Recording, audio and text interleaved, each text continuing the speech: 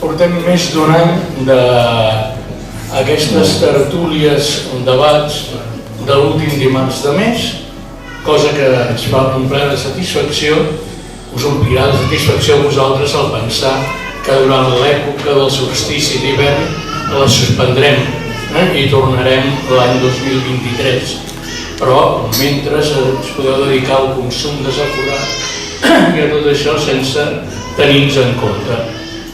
Us agraïm molt que estigueu aquí, crec que realment l'ocasió ho val. Sentir a Lola García és important, per descomptat, sobre el seu llibre que ens interessa molt encara més, i el Pedro, que és el coordinador, encara que sempre em fa parlant a mi al començar, el Pedro Díaz, que és el coordinador del grup de federalistes d'esquerres de l'Eixample, té preparada una sèrie de preguntes que no sé si la Lola la sap o apretarà a córrer quan vegi quantes hi ha, però us asseguro que l'acte està preparat perquè tingui molt de suc. Dit això, passem directament, li passo la paraula al Pedro.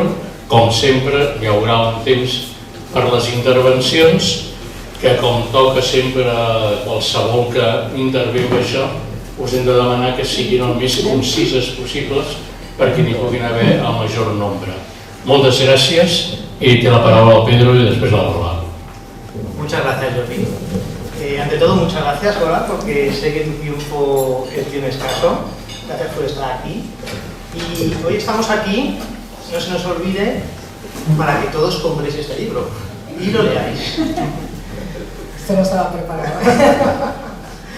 Y si podéis, porque son dos libros complementarios, El muro y El naufragio.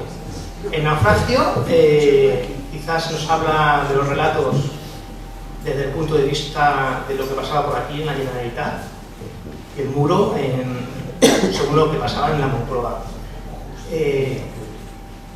Sé que es difícil en una situación como la que hemos vivido, que ha estado llena de sentimiento y de ardor, ser objetiva y estar en el medio de la información. ¿Te ha sido fácil? ¿Te han acusado algunos de no querer estar en uno de los bandos? Bona tarda a tots. Molt agraïda de ser aquí amb vosaltres. Això de federalistes d'Esquerra, com que és un epígraf utòpic, ho trobo encisador, perquè sempre s'han de buscar les utopies, sempre, a tota hora. Gràcies, Pedro, per convidar-me. A ver, me han acusado de todo. Los periodistas ahora mismo, como estamos en un medio digital, ¿no? Nos exponemos, pues antes escribíamos en el diario y no había ese feedback, no había la respuesta de la gente. Ahora los comentarios de los lectores, pues hay veces es muy curioso porque los comentarios que se ven en la web suelen ser muy cabreados. En cambio, los comentarios que te envían, yo siempre pongo el mail debajo del artículo, y los comentarios que te envían por mail son sumamente educados y muy constructivos. O sea, hay una gran diferencia de cómo son unos y otros. Pero sí, me han acusado de ser independentista y me han acusado de ser españolista, unionista, y lo peor de todo, equidistante, que es como algo horrible, ¿no? He estado en alguna tertulia de recuerdo de Catalunya Radio en la que me dijeron, pero muy alto, digo, que vol dir que muy. Yo había estudiado en la carrera de periodismo, te decían que eso de la objetividad no existe, pero en fin, que sí que debíamos tomar una cierta distancia, ¿no? de lo que estábamos explicando, de la narración que estábamos haciendo. Y es lo que intento hacer, sabiendo que efectivamente la objetividad no existe y que yo lo voy a ver siempre desde un punto de vista, pero intento hacerlo de la manera más honesta conmigo misma posible. Pero sí, me han usado de todo, de las dos cosas, incluso por un mismo artículo, o sea que eso ya tiene más mérito. Ayer presentabas el libro en Madrid, el ambiente, la forma de presentar el libro ¿Es muy diferente Madrid que aquí en Barcelona? No, porque había amigos, había gente que ya me conoce, había gente del mundo periodístico, político, gente que le gusta la política, gente que tiene interés además en este asunto, y entonces no encuentras mucha diferencia. Es decir, todos aquellos a los que seguramente creo que el libro les podría abrir o presentar cosas que no sabían, esos no se acaban interesando. Este es el gran problema que tenemos, ¿no? Que al final te acabas interesando por aquellas cosas, pues, por tu menú de información. Cada uno de nosotros hoy en día se hace un menú informativo y va a buscar a los sitios en los que le gusta. Es como ir al supermercado, pues a mí me gusta ir al Capravo y además me gusta ir a esta sección, a esta y a esta. Pues con la información hoy pasa eso. Por tanto, los que había eran menú Lola sin ningún problema. Vivimos en una burbuja y no queremos que nos saquen de ella, ¿verdad? Hablando ya de estos libros, porque yo creo que hay que hablar de los dos libros, ¿tú dirías que son una historia de personas o es la historia de una sociedad? Es que son las dos cosas, porque las dos cosas van unidas. Yo he hecho siempre información política, bueno, siempre no, pero buena parte de mi carrera periodística la he hecho sobre información política y no puedo desligar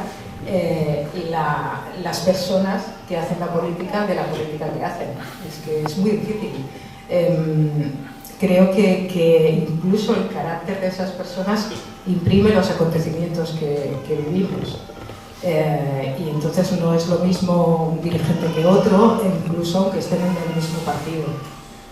Por tanto, sí que es verdad, le doy mucha importancia a las personas. En esto tuve una conversación con John Carlin antes de hacer el segundo libro, El Muro, y le explicaba que tenía dificultades para toda esa información que tenía, cómo estructurarla, ¿no? Y él me dijo, pues después de explicarle lo que quería contar, me dijo, pues hazlo a través de las personas, justamente. Y al final lo hice así, ¿no? A través de Rajoy, de Marchena, de Sánchez, porque al final son los que marcan el rumbo. ¿Y esta historia que nos cuentas, tú dirías que es la historia de un fracaso colectivo? ¿Es la historia de un fracaso colectivo? Sí, seguramente. También de una capacidad de resistencia de todos, ¿no? O sea, tampoco hay que mirar las cosas tan negativamente. Yo hay veces, cuando presenté sobre todo el primer libro, me decían, ¿pero esto tiene solución? Y yo decía, bueno, pues que no todas las cosas en la vida tienen solución y tampoco pasa nada. O sea, si hay cosas que no tienen solución pero se pueden conllevar o se llevan con una cierta tranquilidad, pues tampoco va a pasar nada. Pues sí, es una historia de un fracaso político sobre todo, más que colectivo. Yo creo que es un fracaso político casi estructural, o sea, de no ser capaces de hacer reformas para que nuestro Estado y al fin y al cabo nuestras normas de convivencia funcionen mejor y se adapten a las nuevas realidades y a nuestras nuevas formas de compartir la sociedad, ¿no? Eso sí que es un fracaso. Pero también habría que decir que ante una crisis como la que hemos vivido a partir del procés, pues hombre, la sociedad catalana ha conseguido superarla sin que se fuera a mayores, ¿no? Y todos en algún momento pensamos que esto podía ir a mayores. Y no fue así, pues también se puede mirar como un éxito en ese sentido. Sin embargo, muchas amistades se han roto, incluso entre familias ha habido peleas. Se empiezan a recuperar, algunas se empiezan a recuperar, yo creo. ¿Y eso es porque el proceso de Ana se ha muerto? Bueno, no lo digo yo, lo dijo creo que Sánchez, que es el ex líder de la ANC, dijo que el proceso se había acabado. Esto del proceso, yo ayer lo comentaba también en la presentación en Madrid, para mí el lenguaje es apasionante. Y tiene una gran capacidad de influencia sobre nosotros, ¿no? Y los políticos utilizan mucho, manejan muy bien el lenguaje. Y los periodistas solemos sucumbir al influjo de los políticos. El procés está muy bien inventado, hasta tal punto, fijaros que lo utilizan en Madrid también. Dicen procés, pero utilizan la misma palabra. Y lo del procés es algo que empieza y tiene un final. Es decir, que no es un acontecimiento puntual, no es algo que nos pasa, ¿no? Un terremoto cae en un momento determinado y que ocurre y ya está, no, es algo que va a tener un final y por tanto va a conseguir lo que busca. Eso es lo que se quiere transmitir cuando se dice un proceso. Es decir, por mucho que haya altibajos, pero vamos a llegar a la meta. Eso es lo que quiere decir el proceso, ¿no? Entonces, claro, yo cuando escuché a Jordi Sánchez decir el proceso acabado, me pareció muy llamativo, porque yo, si fuera independentista, no diría eso. Lo que tienes es que mantener abierta, ¿no? ese relato, mantenerlo abierto para que transmitas que aunque ahora estemos en un valle, en algún momento nos vamos a recuperar, ¿no? Pero bueno, el lenguaje, ya lo visteis durante el proceso, efectivamente, que era, por parte del independentismo, hubo un gran dominio del lenguaje, desde el derecho a decidir, a ver quién se atreve a discutir nada menos que el derecho a decidir de la gente.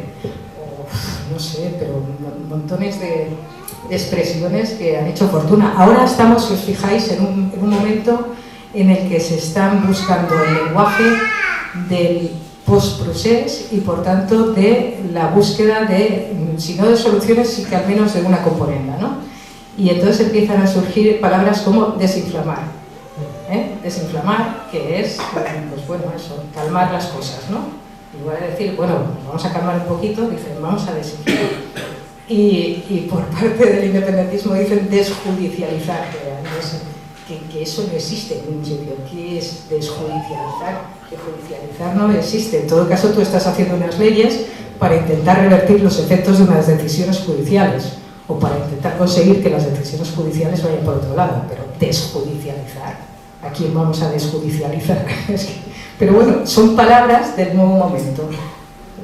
Bueno, las palabras del proceso y ahora las del nuevo momento son estas. Estamos hablando de que el proceso puede haber terminado, según algunos. ¿De dónde empezó? ¿Con Zapatero o con Artur Mas? Bueno, es que ahí entraríamos en cuáles son las causas, ¿no? Y yo es que ahí sí que me veo incapaz de saber cuáles son las causas de lo que ocurrió. Probablemente son muchas las causas, son desde causas económicas, del auge de los populismos,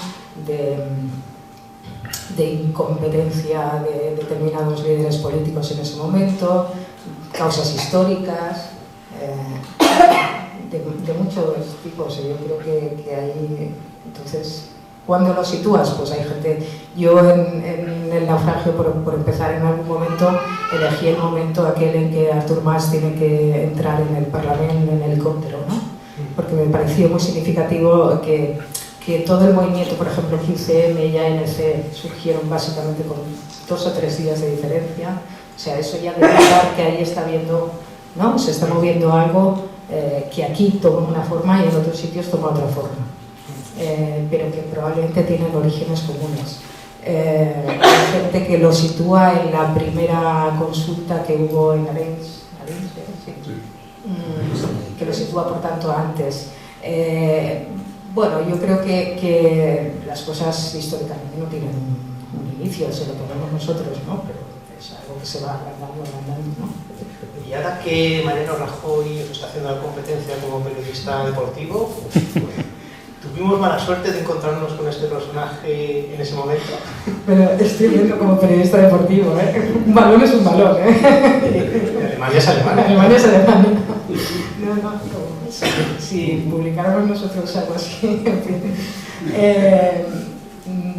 Bueno, a ver, yo creo que Rajoy es un personaje que en ese momento se agarra a en lo que él confía, ¿no? Que es los legalismos. O sea, él es una persona de normas, es un personaje que, a pesar de que se ha dedicado mucho a la política, pues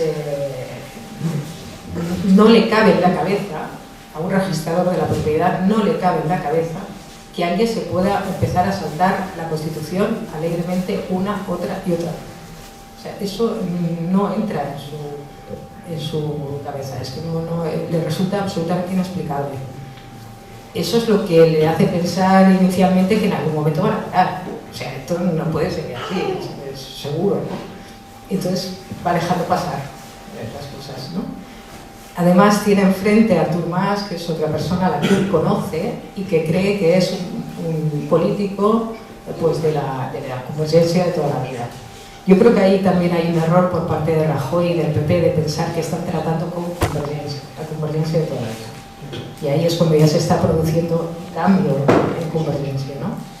Y por tanto ya no vas a poder hacer los mismos. Él hizo el pacto de Majestic. Yo recuerdo que Rajoy hizo el pacto de Majestic y con Mas había hablado muchísimo. Entonces él claro, piensa, bueno, pues sí, vosotros presionáis, luego ya veremos lo que os podemos dar, qué tal, nos negociamos, en fin, estas cosas. No se da cuenta de que convergencia empieza a ser otra cosa en ese momento. A lo largo de todo este tiempo, Bueno, no se da cuenta él ni yo tampoco, hasta ahí, hace poco. se habla mucho de un golpe de Estado, o un golpe de Estado posmoderno, pero realmente, ¿quién da ese golpe de Estado? El separatismo, el poder judicial, el poder aún vigente que viene de la dictadura. Yo es que no soy partidaria de hablar de golpe de Estado, porque a mí me parece que las cosas tienen que llamarse como... eso no le quita gravedad a lo que pasó, pero un golpe de Estado para mí es otra cosa. Y de hecho la sentencia del Tribunal Supremo no lo considera un golpe de Estado, porque si no les habría condenado por rebelión. Por tanto, como no sé, me gusta que el lenguaje, como decía antes, está también con el lenguaje se hace política también, ¿no? Si lo considero un golpe de Estado, estoy haciendo en fin, yo creo que una hipérbole que tampoco ayuda, ni siquiera, aunque no sé, bueno, yo no estoy de acuerdo con lo que se hizo, evidentemente, pero creo que hay que poner las cosas en su justa medida. ¿Me lo decías? Perdona, es que me he quedado con lo del golpe de Estado. Realmente ¿quién ha instigado todo este movimiento? Bueno, pues es que volvemos a lo de las causas, ¿no? Y a las causas que citaba antes, pues probablemente hay que sumar el tacticismo político. Cuando una de las cosas que decía era la ineptitud o la irresponsabilidad. ¿Recordáis el libro fantástico de Jordi Amat de La conjura de los irresponsables? Pues a todo eso hay que añadir la conjura de los irresponsables, que son una serie de dirigentes políticos, en ese momento comandados por Artur Mas y toda la corte que le acompañaba, encabezados por David Madí, Quico Homs, en fin, pues que ven en todo esto pues una posibilidad de agarrarse a algo y sobre todo de que no le pase el tsunami por encima, ¿no? O sea, es un momento muy crítico en el que la gente está en la calle protestando por los recortes, en fin, es un momento en el que hay una gran manifestación que reclama la independencia, pues ellos ven la oportunidad de agarrarse a eso. Yo recuerdo una conversación con Quico Homs que me decía que esto del pacto fiscal que reclamaba, esto nos tiene que dar para una legislatura. ¿Qué quiere decir? Pues que esta reclamación nos va a servir como discurso, ¿no?, político durante una legislatura. O sea, estaremos pidiendo al gobierno central esta reclamación y tal, y es que no le duró, no 3 años, no le duró ni 3 meses la reclamación del pacto fiscal. Es decir, la presión social que había por distintos motivos se los lleva por delante, y en lugar de intentar frenar, pues se ponen en la cabecera de la manifestación.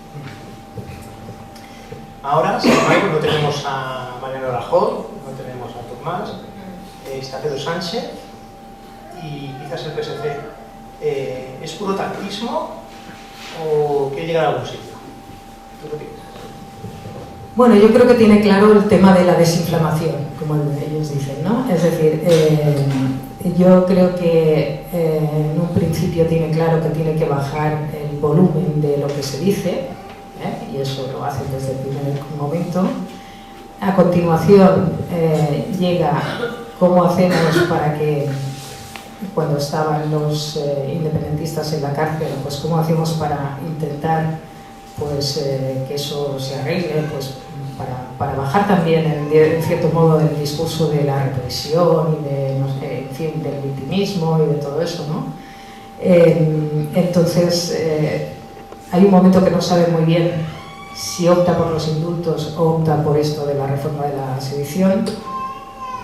Finalmente elige lo de los indultos, aconsejado básicamente por Carmen Calvo y por el ministro de Justicia entonces, que era Juan Carlos Campo, que le dicen que es como más, digamos, más limpio políticamente. Es decir, lo de la sedición siempre puede provocar más problemas con los jueces, de hecho lo vamos a ver, problemas con los jueces. En cambio el indulto al fin y al cabo no deja de ser un perdón, ¿no? Un perdón del gobierno, es algo que hace el gobierno y ya está. Finalmente se decanta por los indultos. Hay mucho miedo, mucha prevención en la Moncloa cuando se decide hacer los indultos, porque piensan que les va a pasar mucha factura, y finalmente tienen la grata sorpresa de que no pasa factura, o al menos no lo que ellos pensaban, ¿no? Y que además, pues aquí en Cataluña, pues el PSC le va bien, contribuye a que en Esquerra estén más relajados y por tanto les apoyen más cosas, en fin, le da un resultado bastante bueno. Y ahora se han atrevido con lo de la sedición, que ya veremos cómo acaba, porque yo, así como lo de los indultos, yo sí que creo que efectivamente, yo veía también bastante claro que no tendría muchas consecuencias negativas para el PSOE. No sé lo de la sedición cómo va a acabar, y sobre todo si toca la malversación. Yo te iba a decir, porque parece que le han cogido el gustillo, ¿no? De los indultos a la reforma de sedición. Ya bueno, porque ahora mismo estamos en los prolegómenos de otra tanda de juicios que puede llevar a decenas de cargos independentistas a la cárcel.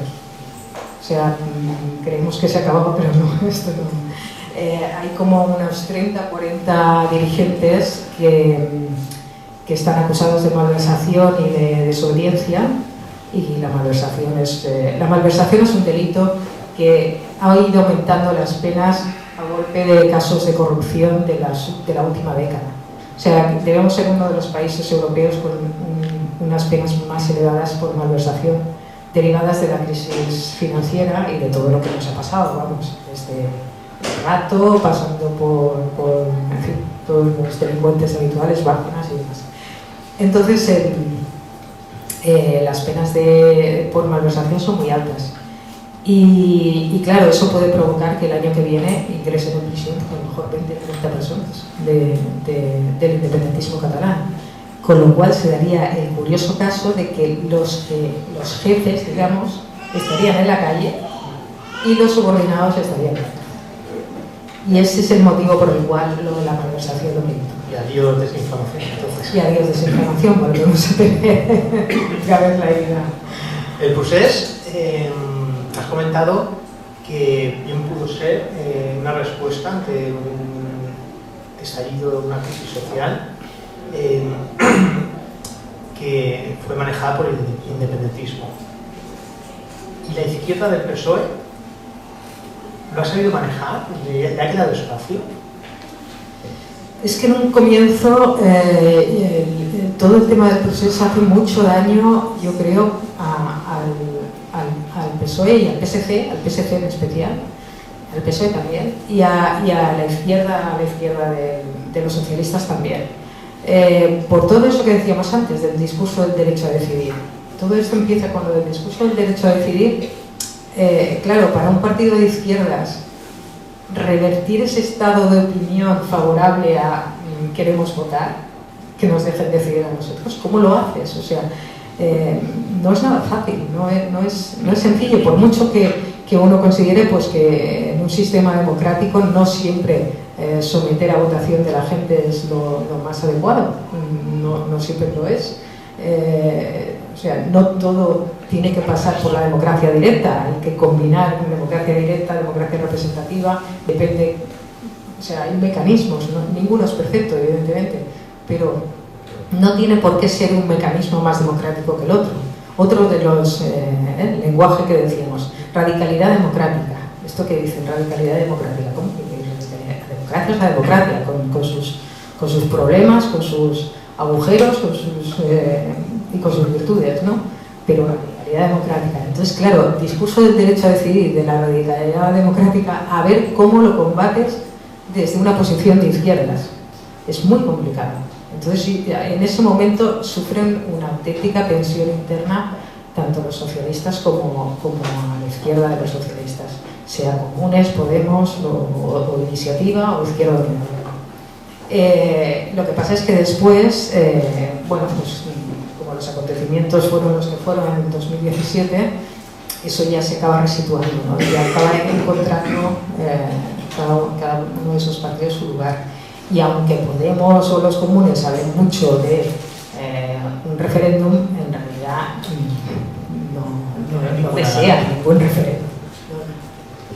¿Y Esquerra Republicana de Cataluña ha encontrado su lugar? ¿O le han dejado algún lugar? Bueno, Esquerra Republicana es fascinante también porque quieren ser, ellos mismos lo dicen, la convergencia del siglo XXI. Y entonces, claro, a mí me resulta eso muy curioso porque un día de estos quiero hacer un artículo sobre el tema porque, vamos a ver, la convergencia del siglo XXI, o sea, convergencia no existe ya. Y el hecho más, o sea, la demostración de que no existe es que esto de Junts ya no tiene nada que ver con Esquerra. Y ahí con Esquerra, con convergencia. Nada que ver con convergencia. Y de hecho, cada vez que intenta salir un partido que se considera heredero de convergencia, no tiene absolutamente ningún respaldo. Los del PDeCAT sacaron 40.000 votos y los de Marta Pascal sacaron 5.000, o sea, y entonces no hay más que intentos como de resucitar la vieja convergencia, y yo creo que es que no existe porque la sociedad no es la misma. Es decir, convergencia era el partido que representaba a las clases medias catalanas. Siempre lo representamos de forma así burda como el Bourdieu, ¿no? Pero en realidad es las clases medias que con el valor del esfuerzo del trabajo consiguen mejorar, que las expectativas de sus hijos saben que van a ser mejores porque les pueden dar una mejor educación, que tienen cosas que perder, que no es que sean súper ricos, pero tienen cosas que perder. En fin, es un estadio que se da mucho en Cataluña, pues porque es una sociedad industriosa, con profesionales, con negocios. Bueno, pues todo eso ya no es igual, porque por mucho que mi padre tenga una botiga, no necesariamente su hijo le va a ir bien en la vida, ni va a mejorar, y a lo mejor estudia 2 carreras, pero igual cobra 1.000 euros. Y además, tener un negocio hoy en día supone vértelas con la globalización. Y además, o sea, todo eso se nos ha ido, se nos ha cambiado el panorama totalmente. O sea, ese fragmento social, eso ya yo creo que ha sufrido tantos bandazos, ahora es otra cosa. O sea, ahora la clase media, el sueldo de la clase media, o sea, ¿cuál es la clase media? Cuando el gobierno habla de clase media, ahora que estaban hablando, no queremos que las ayudas para las hipotecas y tal lleguen a la clase media, y cuando se ponen a mirar y te dicen, no, es que la clase media está entre los 25.000 y los 30.000 euros al año. Eso, bueno, pues vaya clase media. Quiero decir, que ya no existe esa base en la que Convergencia se hizo fuerte y se hizo grande. Y entonces ahora lo que existe es que la gente, pues, primero, no tiene trabajos tan asentados, segundo, sus hijos lo pasan peor para conseguir mejorar, tienen más inseguridad, en fin, hay muchos más, hay problemas distintos que hacen que no sea lo mismo. Entonces yo creo que ahí se equivoca también Esquerra pensando que van a ser la convergencia del siglo XXI, en todo caso serán la Esquerra del siglo XXI. Porque ¿queda espacio para una derecha catalanista? Bueno, es que Junts es bastante de derechas, ¿eh? Yo no consideraría a Junts de izquierdas. Lo que pasa es que han estado gobernando. El problema ideológico para Junts es que han estado primero con la CUP, haciendo alianzas con la CUP, y después con Esquerra. Pero si tú te miras el programa de Junts y todo lo que han defendido desde el Govern, lo que pasa es que lo han defendido pues a veces con la boca pequeña porque pues porque estaban coexistiendo, pero el programa de Junts es un programa de centro-derecha, vamos, clásico, que defiende pues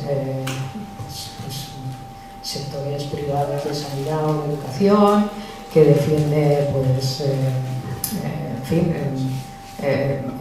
todo el tema de infraestructuras, del aeropuerto o de carreteras de una manera muy clásica, en fin, los impuestos, pues que defiende determinados impuestos, o sea, no me parece que sean de izquierda radical, ¿no? No, pero por ejemplo, si un líder como Puigdemont tiene futuro.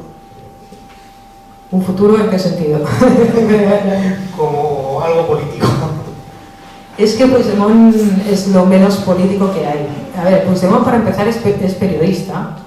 Y yo diría que yo les voy a dar un consejo: no confíen nunca en un periodista metido político, nunca, jamás. O sea, no tenemos ni idea. O sea, le voy a dar ejemplos de periodistas metidos a políticos que no son buenos ejemplos.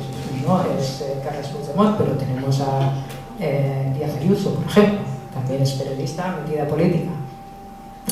Seguro que hay, bueno, Boris Johnson. Otro ejemplo claro. Por favor, no siga. No, hay muchos más, O sea, eso para empezar, no nos tenemos que meter a hacer lo que no sabemos hacer. Yo creo que Puigdemont es muy poco político en ese sentido. Entonces, Puigdemont está muy acostumbrado a hacer una cosa muy bien, que es el mundo de los impactos. Impactos informativos. Él se mueve a golpe de impacto. Por cierto, como Pablo Iglesias, que también le gustan mucho los impactos. Entonces les pierden los impactos, porque disfrutan tanto viendo cómo trastocan el tablero, ponen ahí su gran idea y todo ¡pum!, se mueve, ¿no? De repente, cuando Pablo Iglesias dijo, me voy a Madrid, dejo el gobierno, me voy a Madrid. Todo un hombre, pero eso hoy en día dura 2 días y medio. Claro. Y después eso tiene consecuencias, claro. En el caso de Pablo Iglesias, pues ahora ya no sabe qué hacer con su vida, ¿no? Porque le gustaría volver, pero no puede volver. En el caso de Carles Puigdemont, ni le explico. Pero entonces yo creo que él lo que quiere es el impacto de una sentencia europea que le permita regresar sin ir a la cárcel. Sí. Y esto es lo que persigue.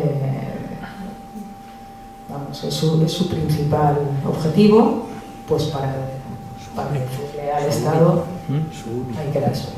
La otra gran figura del procés, el señor Junqueras, yo le veo camino del señor Arzayus. Está bien buscada la comparación. Sí, es un poco eso, seguramente, sí, el guardián de las esencias, ¿no? Por cierto, que una vez le hice una entrevista a Arzayus y le dijo algo así como que se montó un lío impresionante, porque dijo algo así como que había que hacer un referéndum, pero ojo, solamente a la gente con ADN vasco. Estaba en el periódico. Aquello fue. Sí, Junqueras yo creo es un personaje muy enigmático, porque la verdad es que no se sincera con ningún periodista, o al menos con ninguno que yo conozca, con lo cual especulo aquí, o sea, no tengo directamente lo que voy a decir, no me lo ha contado directamente, pero yo tengo la sensación de que es una persona, es un político que quiere volver a la primera línea política, quiere no como presidente de la Generalitat, porque bueno, ya está colocado Per Aragonés, pero seguramente, pues yo que sé, a lo mejor quiere ser eurodiputado, una cosa así. y quiere, desde luego, seguir influyendo y seguir manejando hacia dónde va el partido. Bueno, ya para ir finalizando y dejar un poco de tiempo para las preguntas, que veo muchas caras ansiosas. ¿Crees que vamos camino de conllevarnos o de convivir?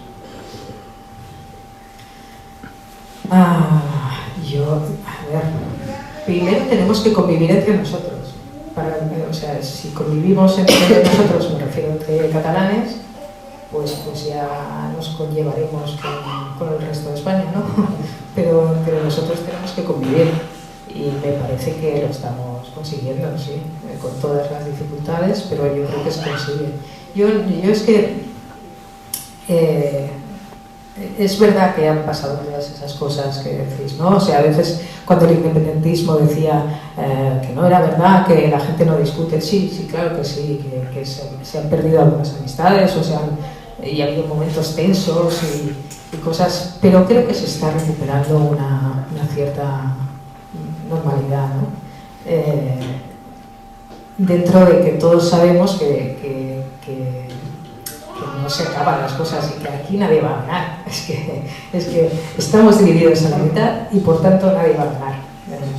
Entonces yo creo que eso ya empieza a estar más claro para todo el mundo. Con lo cual la convivencia se hace más obligatoria y al mismo tiempo más fácil. Has comentado antes, ya para finalizar, que ciertos actores del proceso han sabido manejar muy bien el lenguaje y quizás a los periodistas. Entonces, en la última página de tu libro dices que el periodismo ha participado del activismo político, dejándose arrastrar por las afinidades personales y se ha sucumbido con demasiada facilidad al lenguaje fabricado por los independentistas para construir marcos mentales, ¿no? ¿El tercer libro va a ir sobre el papel de los periodistas en el proceso? No, porque me llevo a enjuiciar a mis compañeros. Yo no conozco ningún médico que haga libros sobre sus compañeros diciendo que son un desastre. No, es que los del Hospital del Mar son horribles, o los del Clinic. Eso no pasa, ni farmacéuticos, ni abogados. O sea, y en cambio en el mundo del periodismo nos metemos el dedo en el ojo con bastante facilidad.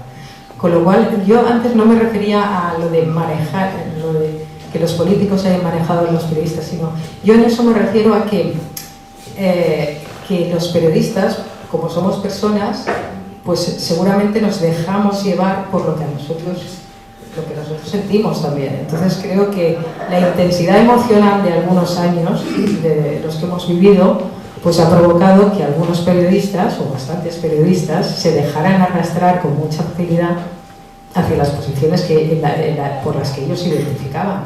Y claro, yo creo que había que resistirse un poco más, pero era así. O sea, yo he encontrado a colegas míos en algunas radios o teles con el lazo amarillo, ¿no? O me he encontrado también en algunas radios o teles a periodistas con unas posiciones que Rajoy sería un becario a su lado, ¿no? No sé, yo creo que hay que intentar no dejarse arrastrar tanto y sobre todo no comprarles tanto el lenguaje, porque nuestra herramienta de trabajo es el lenguaje y por tanto tenemos que cuidarla, es material sensible, tenemos que cuidarlo al extremo. Y si nos dejamos contaminar tanto, a veces es inevitable, porque no sé, ya no es solamente el proceso, O sea, estos días estaba hablando de la ley del solo sí es sí. No se llama ley de libertad sexual. Yo la primera que he utilizado en mis artículos lo de la ley del sí es sí. Es verdad que es muy fácil para que a la gente le llegue. O sea, yo digo eso y todo el mundo sabe de qué ley estoy hablando. Se llama ley de libertad sexual y yo creo que también se entiende. Pero quienes la han auspiciado le han colocado ese nombre buscando una complicidad, un pacto, una complicidad para hacerla más inteligible a aquellas personas a las que ellos se dirigen, ¿no? Bueno, ese es un ejemplo, digamos, más inocuo, pero hay otras cosas que el lenguaje marca mucho marca mucho lo que estás contando, muchísimo. Muchas gracias. Bueno, tenemos media horita para preguntas, así que...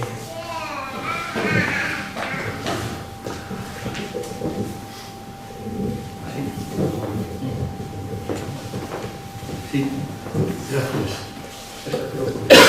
¿Está bien? Sí, muchas gracias a usted, Lola, por lo que escribe en La Vanguardia y lo que dice en la radio y los libros, por todo. Bueno, usted es una especialista y un gran prestigio en esto que se ha dado a llamar el procés, que tanto nos ha hecho trontollar y parece que poco a poco en esta nueva legislatura se encarrila, ojalá. La cuestión es la siguiente. El año que viene, como usted sabe muy bien, mejor que yo, hay elecciones generales. No es nada deseable, pero es posible que gane, por tanto, gobierno una coalición entre la derecha y el neofascismo, en España, digo.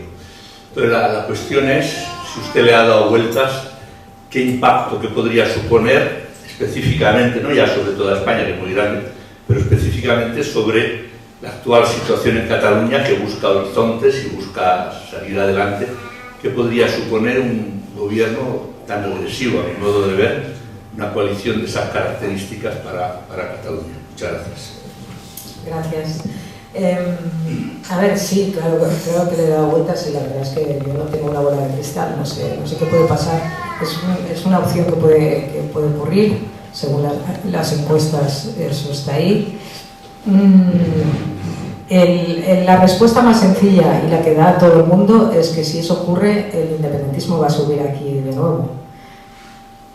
Pero yo, no sé, tengo también mis dudas. Es decir, no sé por qué, o sea, sabéis que las elecciones catalanas vendrán después, en principio, si no se adelantan, que yo creo que no se van a adelantar, vendrían después. Entonces, claro, en teoría, si eso ocurriera, los independentistas que dicen, pues que Junts subiría inmediatamente, o sea, la posición más extremista en estos momentos, que es la de Junts per Catalunya, subiría. Bueno, eso es lo teóricamente lógico, pero yo creo que eso es una manera de verlo muy en clave 2017-2018, y el tiempo va pasando y las cosas van siendo diferentes. ¿En qué sentido? En que yo creo que ahora mismo la política española está dividida en dos bloques muy claros, ¿no? La posibilidad de que gobierne el PP con Vox o la posibilidad de que siga Sánchez con un montón de satélites por allí pululando. Vale. A lo mejor lo que eso provoca es que la gente, para que no se vote, la gente que no está en la posición de derechas o de extrema derecha, diga, bueno, pues mi voto útil, más que ir al independentismo, a lo mejor puede ir al PSC, aquí en Cataluña.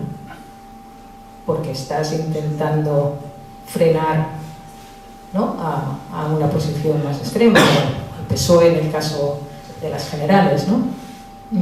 Así que, en el sentido de que si el eje lo dividimos, o sea, si el eje preponderante es independencia o no independencia, efectivamente lo de Vox puede provocar que la independencia suba.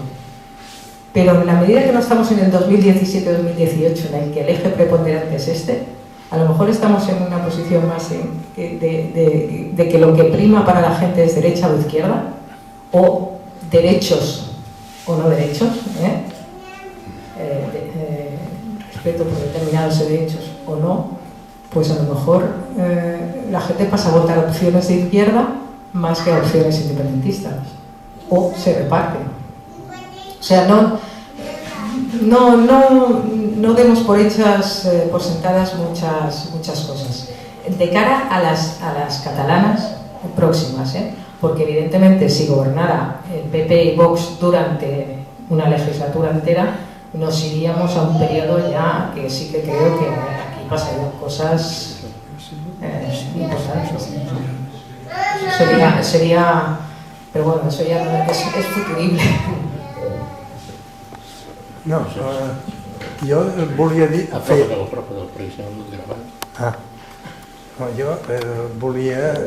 Jo volia remarcar un fet i després fer una consideració. El fet és els dirigents dels partits polítics espanyols que varen estar immersos en el naixement de tot això han desaparegut tots. Tots.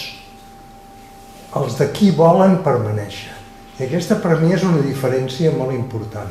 Aquí a Catalunya, si no eliminem aquests, ho tindrem molt difícil. Ens hauríem de matar els pares, diguéssim, d'alguna manera. No, vull dir, en el sentit figurat.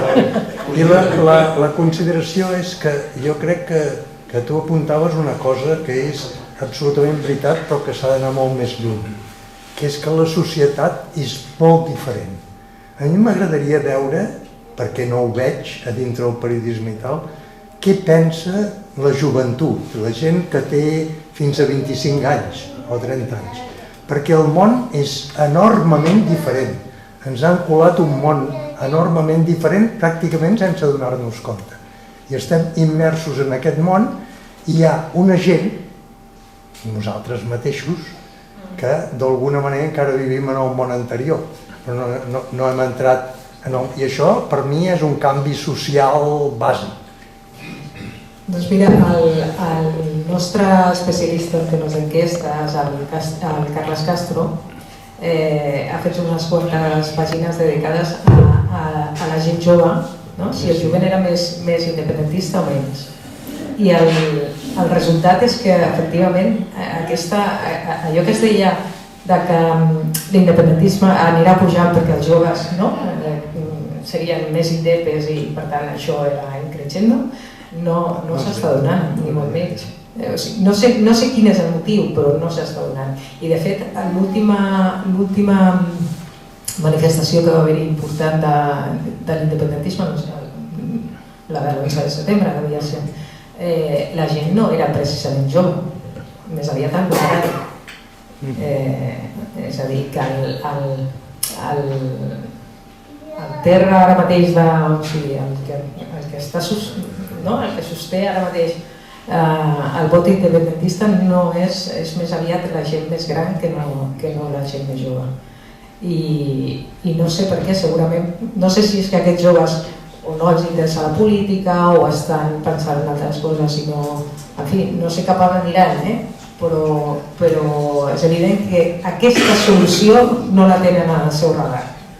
O sigui, la solució voto independentista i els meus problemes es resoldran no la tenen al seu radar en aquest moment. I sobre els líders té tota la raó. Efectivament, jo em pensava que el postprocés passaria perquè la gent, o sigui, els líders independentistes i els de Madrid es fessin, bueno, això del passar al costat, no?, que diuen ara, o sigui, passa enrere, en realitat, això és un altre exemple del llenguatge, no?, passa al costat, no passa al costat res, passa enrere. Jo em pensava que farien un pas enrere, però així com a Madrid, efectivament, no hi ha ningú, però pràcticament no queda. Aquí sí, no només això, sinó que intenten tornar o intenten tenir una segona vida, que jo crec que això no funcionarà. Tots els que intenten tenir una segona vida política, jo, almenys l'experiència dels últims anys no ha funcionat, no? Ni l'Aznar, ni en fi. Alguna vegada també s'havia parlat que l'Aznar tornaria i tant, però jo crec que només ha passat amb la porta això, però a la política no acabo de... potser m'equivoco, però sí tens raó. Segurament seria tot més fàcil si determinades persones que a més han anat a la presó, és a dir, que tenen un cert regust amarg de tot això, es fessin enrere. Però, en fi, tenim un cas de Waterloo que no és que estigui a primera línia, sinó encara més. I tu no has parlat de la Marta Rovira. També, sí, també. I també la Marta Rovira tornarà, jo crec que cap a... d'aquí un any, d'aquí al Nadal de l'any que ve, la tindrem aquí. Això ara m'ho gravaran i m'ho passaran. Però jo faria una aposta que segurament estarà per aquí. I continuarà el partit, continuarà manant, segurament. Lola, bona tarda. Suposo que puc expressar-me en català perquè veig que es fa. No he llegit tot el teu llibre, evidentment, però coneixent una mica l'argument, entenc que hi ha diferència de criteris, per dir-ho d'alguna manera suau, entre postures estatals, estatalistes, es diu, i postures independentistes, autonòmiques, regionals, catalanistes, etc. O a diverses altres caires al territori espanyol de les autonomies.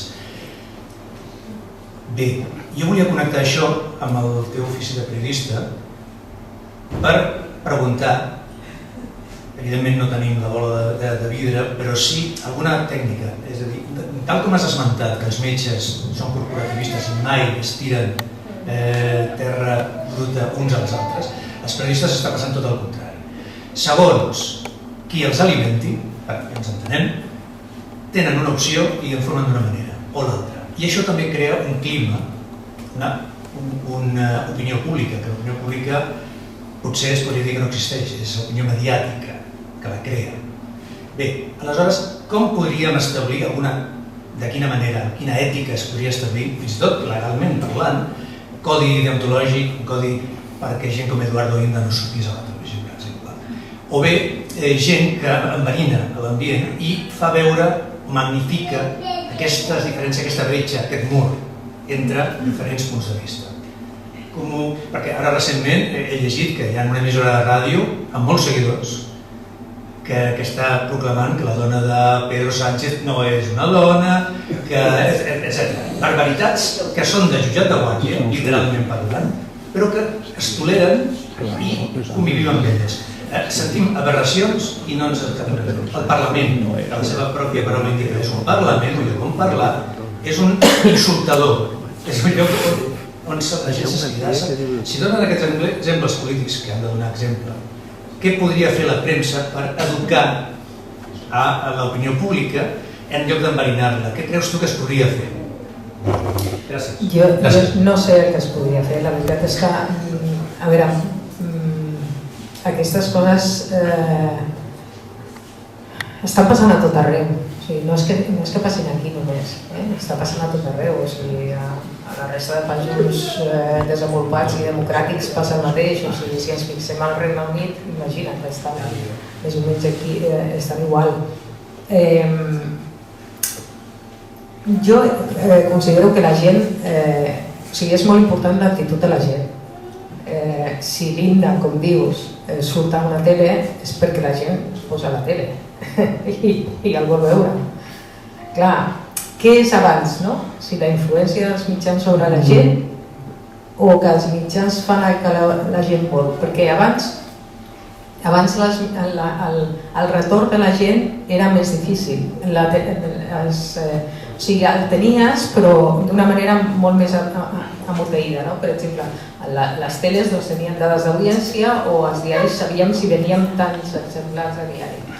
Però avui en dia és que tens al minut, per no dir al segon, la reacció de la gent. I per tant estàs veient, si l'Inda està parlant en aquell moment i et puja l'audiència, ho estàs veient en aquell mateix moment. I clar, els mitjans necessiten audiències, això és claríssim. Vivim de la gent que ens mira o ens llegeix. I jo crec que la gent té molt de poder en aquest sentit. I diguem-ne que quan deies educar, doncs probablement l'educació l'has de portar tu i no pretendre que els mitjans eduquin, no? Els mitjans, una de les coses importants dels mitjans és que no sempre no cal que un mitjà et digui el que has de pensar, ni molt menys. Només que et digui sobre allò que has de pensar ja t'està influint. O sigui, tampoc clar, no siguem naïfs. Els mitjans, si jo considero que el més important és tal tema i el poso a la portada 3 dies seguits, estic dient, no cal que digui, si estic parlant, per exemple, de les baralles entre el Pedro Sánchez i Podemos sobre la llei trans i li poso allà 3 dies seguits, segurament estic transmetent la idea de que això de la llei trans és un lío. Si el que considero que és més important és la sedició i tal, i no sé, el Mundo porta com 5 dies parlant de la sedició i tal, és que està dient cuidado que aquí el món s'acaba perquè això està a punt d'aprovar-se. O sigui, d'alguna manera, i allò del que no parles també és important. O sigui, al final l'única manera de fer-te una idea més real del que està passant és consumir més d'un mitjà. Jo recomano, el que passa és que clar, tots tenim el temps que tenim, però fer-nos un petit menú de més d'un mitjà. I mitjans, a ser possible, més o menys seriosos. Però no confiar només en un de sol, intentar equilibrar i després hi ha una cosa, en la mesura en què un mitjà té molta gent que en el nostre cas d'un diari que són subscriptors, la seva capacitat d'autonomia és més gran, això és així. I el problema que tenim als mitjans és que en aquest moment la gent no vol pagar. Llavors, clar, nosaltres, per exemple, fem cada dia un diari d'unes 70 pàgines, els diumenges més gran. I a sobre fem unes 250-300 notícies diàries per la web. Això és una producció informativa brutal. Clar, necessita gent que la faci bé. Això no és gratis. Encara que ens ho hem pensat durant uns quants anys, però això no és gratis, ho sento. S'han de pagar aquests periodistes i el problema que hi ha ara mateix és que els periodistes estan molt malament pagats. Jo tinc la sort que vinc d'una...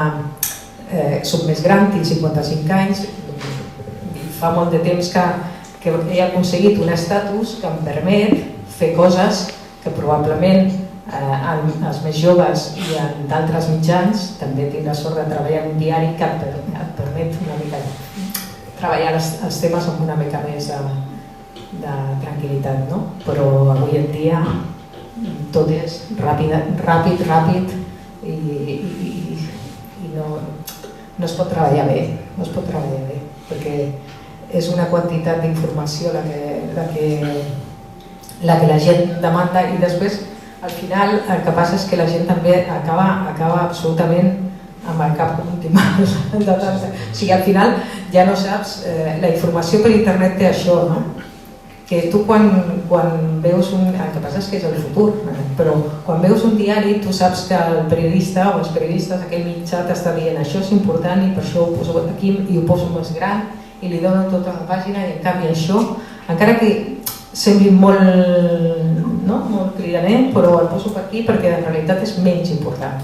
Estàs donant missatges amb això i ho ordenes, no? Perquè si tu expliques algunes coses a la secció de gente, estàs dient, bueno, això és més per... Safreig. Sí, és més safreig, bueno, o és més soft, més suau, no és el mateix explicar que la Letícia ha portat un vestit groc a la secció de gente, que bueno, és una curiositat, tu ho veus com a curiositat, que no posar-lo a la secció política, perquè llavors sí que té un altre significat, no? Tot això en el món internet es perd. I tu reps informació que penses que és importantíssima i potser en el seu context no ho és tant, o al contrari. És a dir, els diaris tenien el seu context i en els mitjans i després en el mitjà per internet notareu que els titulars sempre són més cridaners perquè tu has de captar l'atenció de la gent en el mig d'un soroll brutal. I això també condiciona. Jo crec que arribarà un moment, o arriba un moment que la gent també, aquest bombardeig li provoca de vegades rebuig. També. Sí, Sí, jo crec que una opció molt important en el nacionalisme català i en general en tots els nacionalismes és l'historicisme. I des d'aquest punt de vista, de fet, el procés el podíem considerar que va començar el 2012 perquè no es podia deixar passar l'ocasió del 2014. Aleshores... Ricardo Rovira deia que ja va vaticinar bastant abans, quan estava al govern, que la independència havia de ser el 2014. Aleshores, clar, estàvem parlant abans de la possibilitat de que hi hagi una alternativa de govern a nivell nacional i que entri una coalició PP amb Vox, d'acord? Aleshores, en aquesta situació em pregunto, degut a aquest historicisme, fins a quin punt a l'independentisme no se li apareixerà el fantasma del 6 d'octubre. No ho dic que sigui fil per randa com va ser el 6 d'octubre del 34, però una mica la història aquesta. Perquè clar, recordem com va ser el 6 d'octubre, que deia companys, els feixistes han entrat al govern, els feixistes de la CEDA, que era extrema dreta, però per mi no era feixisme. D'igual manera que considero que actualment Vox no és feixisme, per mi el feixisme és una altra cosa. Però el nacionalisme és molt simplista, sobretot quan es va a nivell historicista, no? No sé, què creus que podria passar? I repeteixo, no des del punt... però rellençar, diguem-ne, la lluita política més enllà de la parlamentària o la posicionalista. Home, repetir els mateixos esdeveniments no crec, però una versió, no? Estaríem parlant d'un 6 d'octubre 2.0 actualitzat. Potser a veure, és evident que el panorama d'un govern espanyol PP-Vox, això serà a Catalunya serà brutal, és que la repercussió jo és que no me la puc imaginar, però perquè depèn quan es produeixi també. És a dir, si passa molt de temps, si no és aquestes properes eleccions sinó les següents, per exemple, haurà passat més temps respecte al 2017 i probablement el perill que es repeteixin fets similars és més gran. Jo crec que ara mateix el record del que va passar encara està molt present en els protagonistes i en els seus entorns i en els seus partits. I no només això, el context europeu és molt diferent.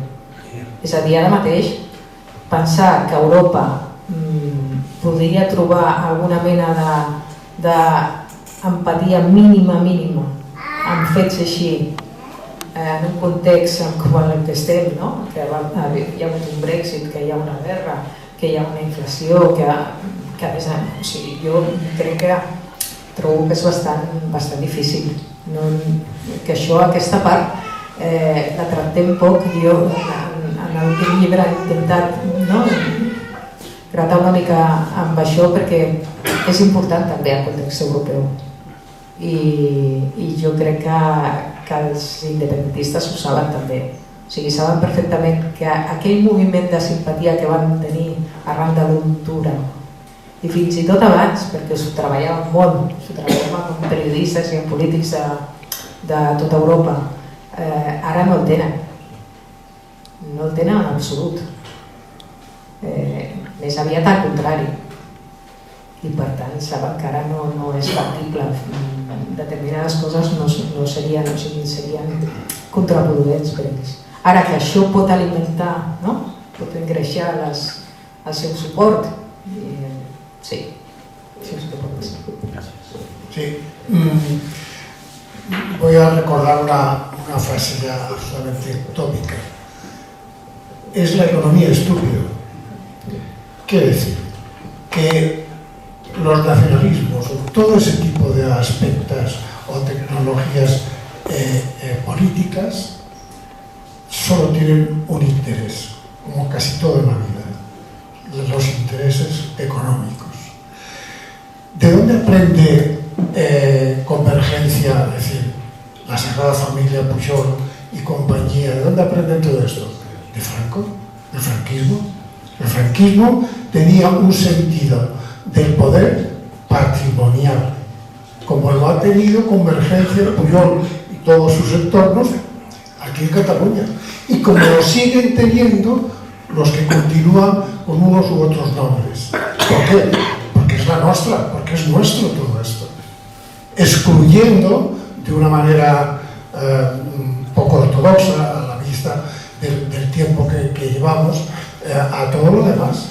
Es decir, esto no es nuevo, esto es la historia que han ido llevando unos y otros, ¿no?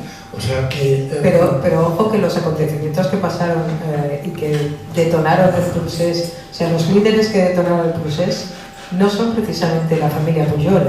Bueno, el pujolismo precisamente fue el dique de contención, yo creo, de cualquier veleidad independentista, seguramente porque eso les complicaba el mantener el cortijo, por decirlo así claramente. O sea, Pujol eso lo supo manejar de una manera increíble. Es decir, las juventudes bueno, yo me acuerdo que iba a montones de actos de Pujol y también de las juventudes de Convergencia en la etapa de Pujol eran muy indepes, de boquilla, pero eran muy indepes. De hecho, los hijos de Pujol eran muy independentistas, pero nunca, durante el pujolismo, nadie se atrevió a hacer nada de lo que se hizo después. O sea, la paradoja es esa, ¿no? ¿Por qué? Probablemente porque en ese caso sí que se hubiera desmontado todo el sistema que tenía el pujolismo montado. Claro, o sea, Pujol era tan ágil, ¿no? Él iba haciendo, pues, iba asumiendo cada vez más poder por la vía de los hechos o por la vía de la negociación. No todo era en la negociación, había cosas que las hizo por la vía de los hechos, como TV3. Bueno, pues iba cada vez engordando, digamos, su poder aquí en Cataluña, y en España también, porque superaba a Cataluña, desde luego. Pero en ningún momento, o sea, yo recuerdo muchos mítines de esos de fin de semana, ¿no?, de domingo, en los que empezaban a gritar, bueno, si nos hacen no sé qué, pediríamos un cambio de la Constitución, y todos los periodistas titulábamos, pues yo la amenaza con pedir un cambio de la Constitución. No, nada de nada, pero nada de nada. O sea, ni pedir un cambio de la Constitución, ojo, un cambio de la Constitución. Imaginemos a Esquerra Republicana pidiendo un cambio de la Constitución, que yo creo que a lo mejor acabamos por ahí, pero o sea, seguramente por eso mismo que usted dice, porque no le convenía nada, o sea, lo tenía tan bien montado que no le convenía nada que aquello se modificara ni un ápice. Pero para lo que le interesaba todo su proceso y lo que vino después era para tener influencia. El concepto de influencia no es política, es económica. Es para poner a todos sus amiguetes, a todos los empresarios que de una u otra manera, no solo el 3%, sino muchas más otras cosas. Pero no nos equivoquemos. Lo que hay detrás del nacionalismo es intenciones de poder económico de unos frente a los que nunca lo tendrán. No, desde luego, cuando digo el sistema, me refiero no solo al sistema de relaciones con España, sino también efectivamente a todo el montaje desde el 3% a todo el control económico de la sociedad catalana, como tenía el pujolismo, que lo tenía muy potente, sí, eso es así. Interesante el documental, Sí, a mí no me ha sorprendido porque, bueno, ya conocía además conozco a todos los periodistas que salen en el reportaje, pero es curioso, es esas cosas que cuando las ves una detrás de otra, ¿no?, así citaditas, pues sí, te quedas un poco, y dices, es verdad, todo eso pasaba. Eso tiene que parar en los colegios, ¿no? Sí, seguramente, sí, estaría muy bien. Pero vamos, daba para más, Un conflicte com el procés divideix la societat en dos blocs amb llenguatges diferenciats. Jo me'n recordo que La Vanguardia, em sembla que va ser per l'any 2018,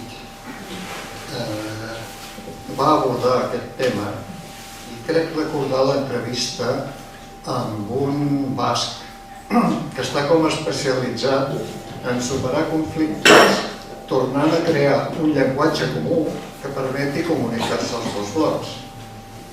De fet, jo llavors vaig col·laborar una mica amb la Dolors Renau, que ja va morir, i ens en vam adonar de seguida que allò era una feina molt i molt difícil. Bé, em pregunto si aquesta idea de recuperar el llenguatge comú que ens permetia comunicar-nos a Catalunya abans del procés, perquè llavors ja hi havia independentistes, però no hi havia aquesta polarització del llenguatge. De fet, el llenguatge ha sigut el gran èxit del procés, crear un llenguatge que ha arrossegat a la gent i que s'ha quedat. I tu has estat dient al principi. Llavors, aquesta tasca de recuperar el llenguatge comú que torni a crear una societat sense blocs, algú l'està abordant o ha desaparegut? Jo crec que això és molt difícil. Perdona, per qüestió de temps, fem les que estan demanades molt breus i contestes a noms. Jo voldria fer 4 petites consideracions, dues preguntes. Primer, agrair molt a la Lola el seu periodisme intel·ligent, que és un instrument per pensar i que em recorda una frase d'Albert Camus. Albert Camus sempre tenia raó, crec, que deia que denominar malament les coses contribueix a engrandir la infelicitat del món.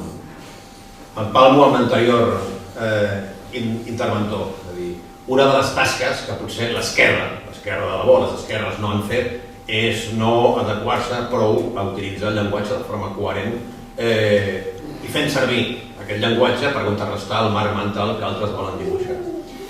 Segona consideració, que és una discrepància cordial i fraternal.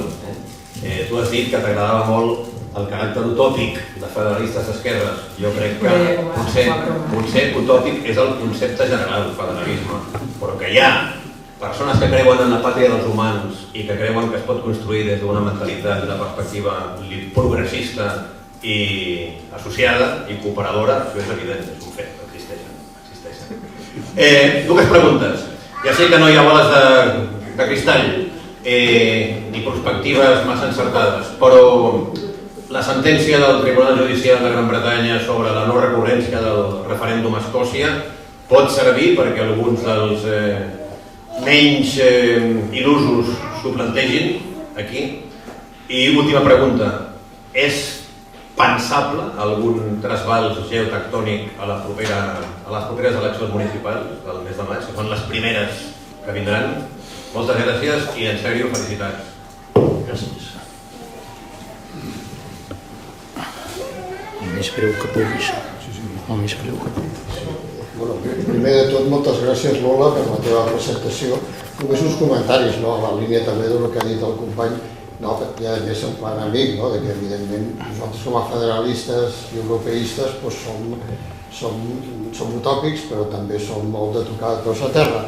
Aleshores, només com a exemple, una experiència que crec que pot ser útil, que vam fer fa poc, vam presentar a Federalistes d'Esquerres a Sant Cugat, vam fer l'estrena mundial d'un documental que es titula Ferida oberta cercant l'empatia, que és de Rosa Botella i de Jesús Ángel Prieto. Va ser molt interessant perquè ho vam muntar als cinemes de Sant Cugat com un cinefòrum. Vam passar el documental, que és interessant, jo crec que ho tenim que anar passant.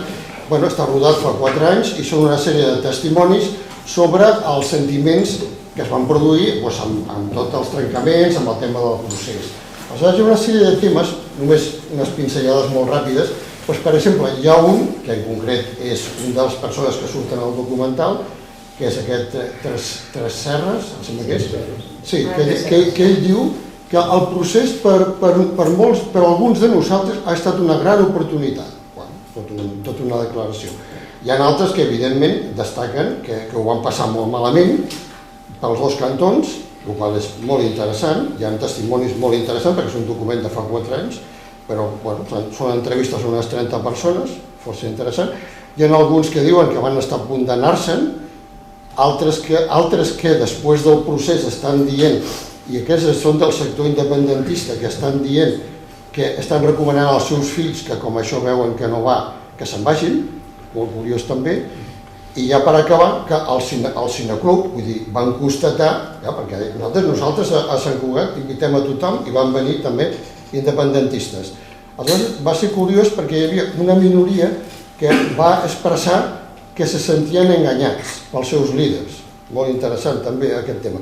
I una majoria que seguien igual, no? El dret a decidir i tal, i que van veure, que van constatar que la ferida segueix oberta. Interessant. Jo crec que per aquesta línia són experiències que poden ser útils per tothom. Gràcies. L'última, que serà molt breu. Brevíssima, jo també periodista, em sembla que ho has dit una mica, però jo crec que el procés va ser possible, jo com a periodista d'un mitjà públic ho tinc bastant evident, va ser possible per la quantitat de periodistes i de mitjans de comunicació que van seguir el relat del procés, que era completament surrealista, però que ells deien que tot estava perfectament definit i que les passes estaven molt clares. Ara que es troben en aquesta fase com de perplexitat, de que no saben on estan, però tu creus que de cara al futur la cosa pot anar a millor o ens podem quedar tal com estem i que fins i tot això es pugui repetir, tenint en compte, com deies, que la gran majoria de mitjans depenen de les subvencions públiques. Gràcies. A veure, primer de tot, sobre el federalisme, no tinc res en contra de les utopies, ni molt menys al contrari. Al contrari, crec que són les que fan avançar el món. Sense utopies no avançar aquest món, és així. Per tant, res en absolut. A veure, començo pel final dels mitjans de comunicació. Jo crec que els mitjans de comunicació són importants, però no vam ser el més determinant en el procés. I ja sé que sona una mica... Ho dic... No van ser tan determinant els mitjans de comunicació independentistes, sinó que van ser fins i tot més determinants els no independentistes. I ara diré per què. O sigui, els mitjans de comunicació independentistes tenen l'audiència que tenen, que són la gent que està convençuda, i a més, durant el procés es va veure. O sigui, jo conec molta gent que veia TV3 i va deixar de veure TV3 perquè el tema independentista no li agradava i, per tant, com que era un bombardeig constant, ho va deixar de veure. Per tant, el que està adoptant aquest bombardeig tampoc no crec que el faci... O sigui, per molt que TV3 et digui cada dia que la independència és la gran solució, això no farà que Catalunya sigui independent. Primer perquè la gent és molt més que això, que la gent també té el seu criteri. I després perquè l'altra part de la població s'estava informant i estava veient altres televisions, em centro en les televisions. Estava veient Telecinco, tranquil·lament, Antena 3, La Sexta, Televisió Espanyola. Estava veient el programa del Pablo Motos, l'Anna Rosa Quintana, el Ferreras, i tota aquesta gent no li parlava mai, o escoltant la ràdio, la Cadena Ser, la Pepa Bueno, en fi. Tota aquesta gent no li va parlar del que estava passant a Catalunya pràcticament fins al setembre del 2017. I ho sé perfectament perquè jo cada dia escoltava. Tinc per costum, quan vaig cap a casa i vinc cap al diari, escoltar la ràdio canviant de canal. O sigui, em poso una dosi de la SER, em poso una dosi de Catalunya Ràdio, em poso una dosi de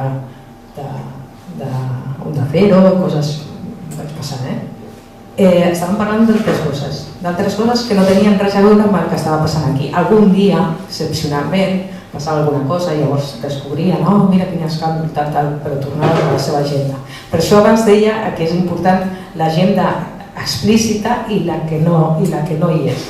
Per què? Perquè què va passar? Que la gent que no era independentista no es va veure motivada ni a sortir al carrer ni a res pràcticament fins al final i vam tenir aquella sorpresa del dia 8 d'octubre del 2017 que de sobte hi ha una manifestació impressionant de gent amb banderes espanyoles. Què ha passat aquí? I els primers sorpresos els independentistes, clar. O sigui, aquesta gent d'on ha sortit, no? Per què? Perquè al setembre, jo recordo que a mi, la Pepa Bueno, que estava fent el Hoy por Hoy, em truca a l'estiu del 2017. Jo no havia parlat mai amb ella i em diu, no, és que ja veig que al setembre hi haurà hi haurà merder allà a Catalunya i si vols venir al programa i tal. El Ferreres, igual. Desembarca el Ferreres al setembre del 2017 i llavors comencen a bombardejar informació però des del punt de vista del no independentisme. I això és el que modula la correlació de forces a l'octubre del 2017 i fa que de fet jo crec que això és el que fa d'alguna manera que no puguin anar més enllà, però sense voler interioritzen que la força que pensaven que tenien no és tan gran. Per què t'ho dic? Perquè de vegades centrem molt en TV3 o en els mitjans d'aquí i jo crec que les coses són més complexes, no és tan... I tampoc no crec que... O sigui, els mitjans són importants, però si tu, per exemple, s'intenten fer operacions a vegades, no?, de crear algun mitjà o alguna... sigui ràdio, sigui diaris, intentar contrarrestar aquest poder que té TV3 i tal, per la via de crear mitjans contraris i després això no funciona. La gent acaba escollint el seu menú informatiu i més avui en dia. És que avui en dia, encara que tu posis totes les teles que vulguis i tots els diaris que vulguis, per la via d'internet, en fi, tu et fas el menú que vols i com el vols. No dic que no tingui influència, però és més relativa de la d'abans. Més coses. El Tresserras, algú ha citat el Tresserras, que deia que era una gran oportunitat. És que realment ho van viure molts independentistes. Jo conec uns quants polítics, el Tresserras entre ells, d'Esquerra i de Convergència, que realment estaven com en un núvol. És que realment pensaven que la societat catalana estava absolutament canviant o que estava al seu costat. Jo recordo discussions amb el Josep Rull, de Convergència,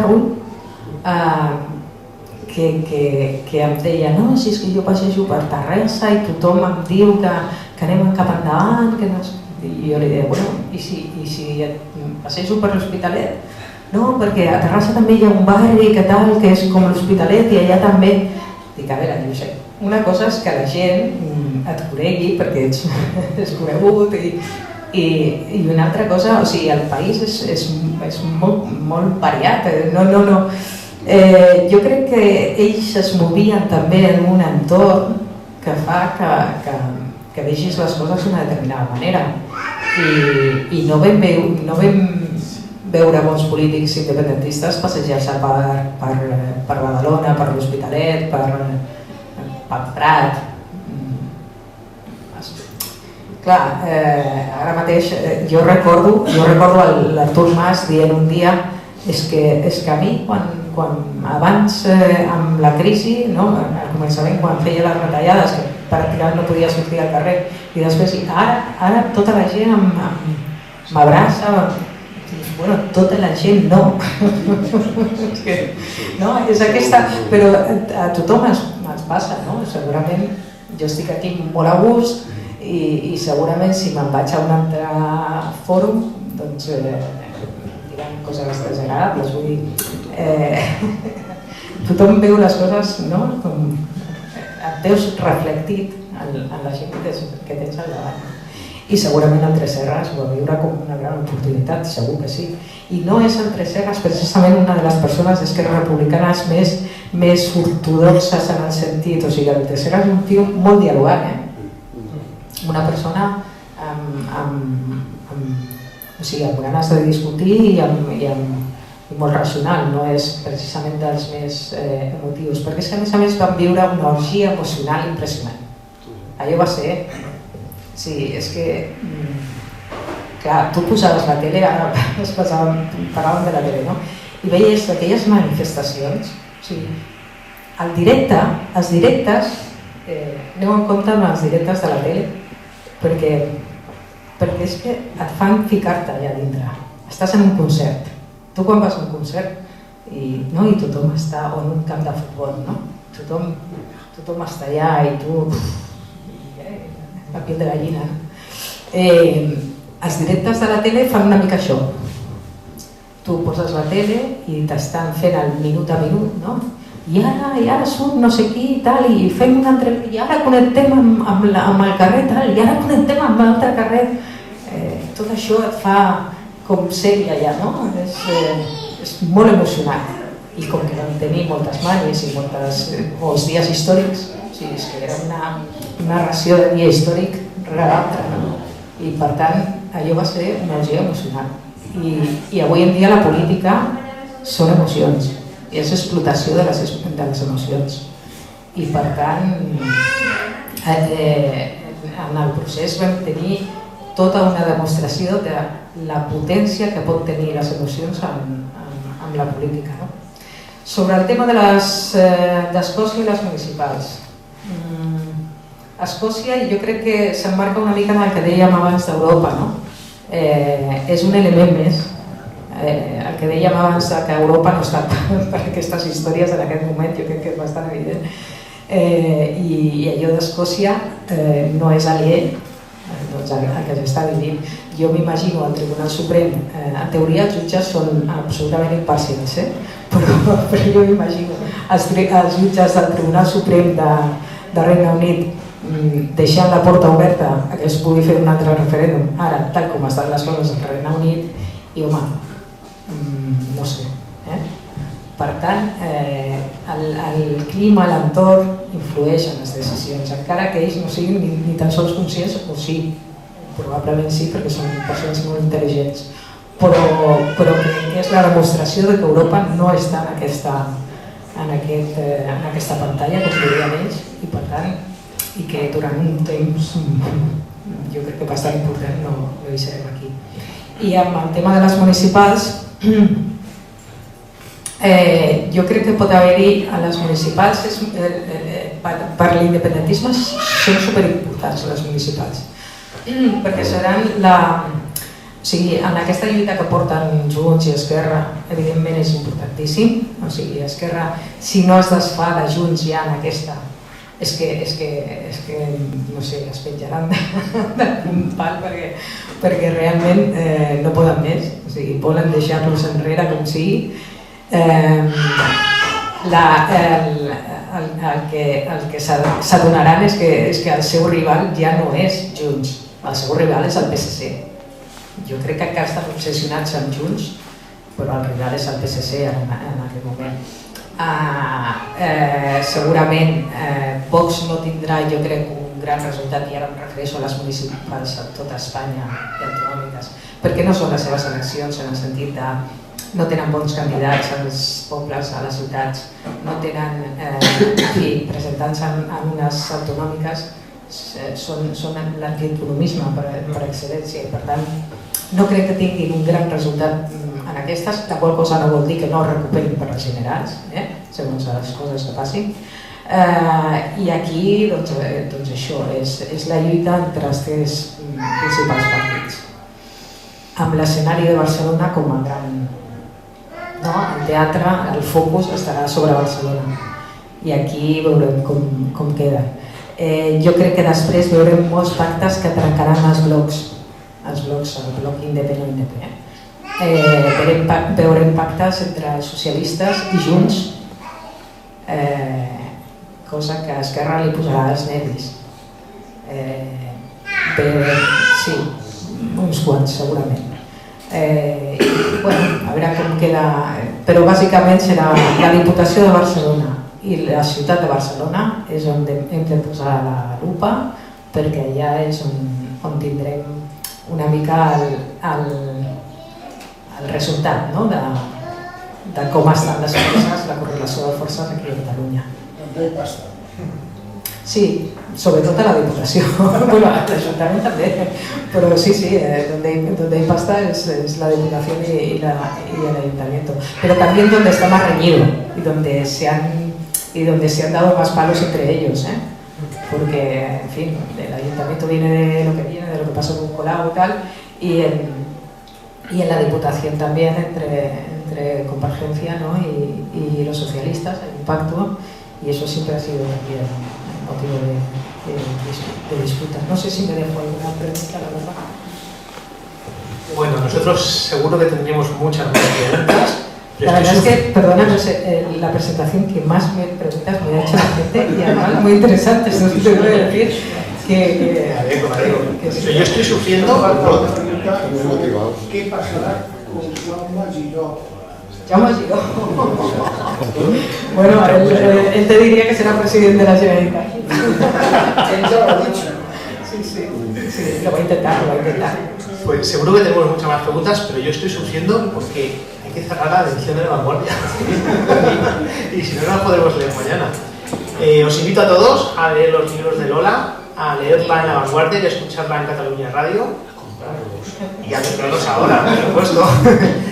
Moltes gràcies per aquesta tarda tan agradable i per fer-ho tan fàcil. Muchas gracias a todos.